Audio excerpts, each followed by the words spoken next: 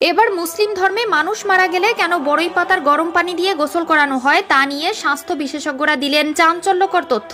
এত গাছের পাতা থাকতে কেন বড়ই গাছের পাতা ব্যবহার করা হয় জানলে অবাক হবেন আপনিও। এবার যেন ইসলাম ধর্মের এক অনন্য দৃষ্টান্ত তুলে ধরেছেন বিজ্ঞানীরা। কেন মৃত ব্যক্তিকে বড়ই পাতার গরম পানিতে গোসল করানো হয় এবং বিজ্ঞানীরা কি তথ্য দিল সেটাই জানবো আজকের আলোচনায়। প্রিয় দর্শক, আপনাদের কাছে একটি প্রশ্ন, কবরে আমাদের কয়টি প্রশ্ন করা হবে? অবশ্যই কমেন্ট করে উত্তর দিবেন আপনি যদি মুসলিম হয়ে থাকেন।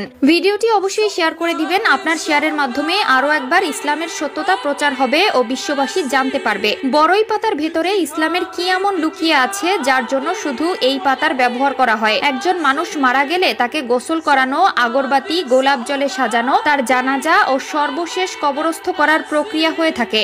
এর ভেতরে মানুষের মধ্যে একটি প্রশ্ন থেকে যায়, এত গাছের পাতা থাকতে কেন ইসলাম ধর্মে বড়ই পাতার কথা বলা হয়েছে? কেন মৃত ব্যক্তিকে বড়ই পাতা দিয়ে গোসল করানো হয়? এই পাতার সাথে ইসলামের কি মিল আছে? এবার তাই প্রমাণ করতে আধুনিক বিজ্ঞান চালিয়েছে বিশেষ গবেষণা। বর্তমান আধুনিক বিজ্ঞান এই পদ্ধতির সঙ্গে একমত প্রকাশ করেছে। বিজ্ঞানীরা তাদের গবেষণায় দেখেছে বড়ই পাতায় রয়েছে বেশ কিছু অ্যান্টিসেপটিক গুণাগুণ। বড়ই পাতা পানিতে কিছুক্ষণ ভিজিয়ে রাখলে এক ধরনের আঠালো প্রাকৃতিক নির্যাস পানির সঙ্গে মিশে যায়, যা মানব শরীরকে জীবাণুমুক্ত করতে অ্যান্টিসেপটিক হিসাবে দুর্দান্ত কাজ করে। মুসলিম ব্যক্তিদের মৃত্যুর পর গোসল করিয়ে তারপর কবরে দেওয়া হয়, আর এই গোসলের সময় তাদের বড়ই পাতার পানি দেওয়া পানি দিয়ে গোসল করানো হয়। হাদিসের নির্দেশনা অনুযায়ী মৃত ব্যক্তির গোসলের পানিতে বড়ই পাতা বা কুল পাতা দেওয়া ইসলামী শরীয়ত সম্মত একটি রীতি, কেননা বড়ই পাতা পরিষ্কার পরিচ্ছন্নতার জন্য খুবই কার্যকরী। যদি বড়ই পাতা না পাওয়া যায় তবে সাবান বা এ জাতীয় কিছু ব্যবহার করাই যথেষ্ট। আর বড়ই পাতা মেশানো পানিতে গোসল করানো হলে প্রিয় নবী সাল্লাল্লাহু আলাইহি ওয়াসাল্লামের সুন্নাত আদায় করা হয়। অনেকে আবার এ রীতিকে ওয়াজিব বা আবশ্যক বলে থাকেন, তবে গোসলের পানিতে বড়ই পাতা দেওয়া ওয়াজিব নয়, বরং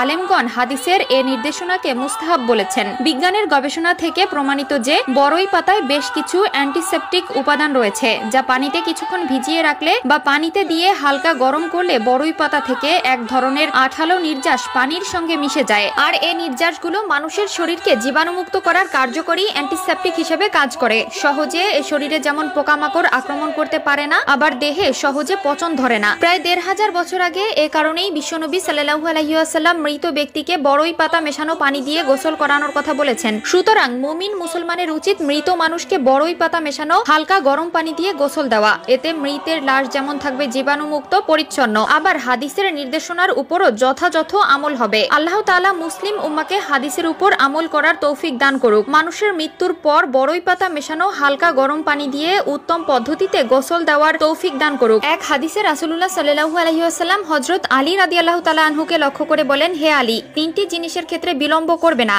এক, নামাজের সময় আসবে তখন নামাজ আদায় করা থেকে দেরি করবে না। দুই, মৃত ব্যক্তির জানাজা যখন উপস্থিত হবে তখন কাফন দাফন সম্পন্ন করতে দেরি করবে না। তিন, কোনো অবিবাহিতা মেয়ের জন্য যখন কোনো উপযুক্ত পাত্র পাবে তখন তাকে পাত্রস্থ করা থেকে বিলম্ব করবে না। তিরমিজি শরীফ।